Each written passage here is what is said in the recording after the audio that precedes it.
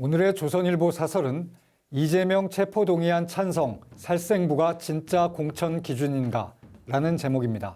민주당 친이재명계인 김성환 의원은 언론 인터뷰에서 현역 평가 하위 20%의 비이재명계가 많은 이유에 대해 의원 평가 항목 중에 다른 의원들과 당직자, 지역권리당원 및 주민들의 평가가 작년 11월, 12월 중에 실시됐다면서 그 직전인 9월 이재명 대표 체포동의안이 가결됐을 때 도대체 누가 가결표를 던졌을까 논란이 한참 진행되던 시점에 평가가 이루어져 그 요소들이 평가에 반영됐을 가능성이 크다고 말했습니다.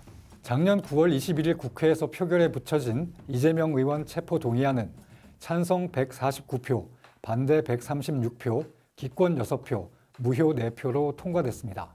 최소한 민주당 의원 중 29명이 찬성표를 던졌다는 계산이 나왔습니다. 이번에 민주당 현역 하위 20% 평가를 받은 31명과 비슷한 숫자입니다. 당시 표결 이후 이재명 대표의 지지층 인터넷 게시판에는 반란표를 던졌을 것으로 추정되는 비명계 의원들의 명단이 살생부라며 돌아다녔습니다. 친명 지지층들은 이들을 비명계를 일컫는 은어인 수박으로 규정하며 반드시 내년 총선 공천을 통해 응징해야 한다고 주장했습니다. 현재까지 자신이 하위 평가를 받았다고 공개한 의원들은 거의 모두 비명으로 분류됩니다.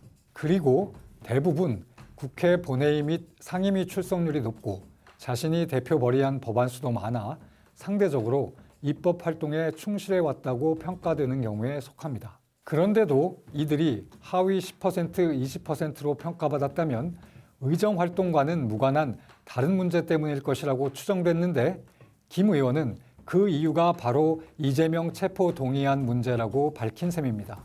이재명 대표도 하위 20% 평가에 대한 논란에 관해 동료 평가에서 0점 받은 분도 있다면서 여러분도 누군지 짐작할 수 있을 것이라고 했습니다.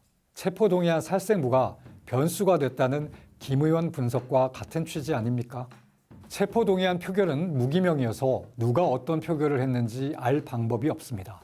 헌법기관인 국회의원들의 가, 부 판단은 의원 자질평가 기준이 될 수도 없습니다. 그런데도 누가 반란표를 던졌을 것이라는 의심이 총선 공천의 핵심 기준으로 작용했다면 공당임을 포기한 것입니다. 이런 충격적 내용을 친명계 의원이 거리낌 없이 밝히고 있습니다. 민주당은 지금 이런 상태입니다. 오늘의 조선일보 사설이었습니다.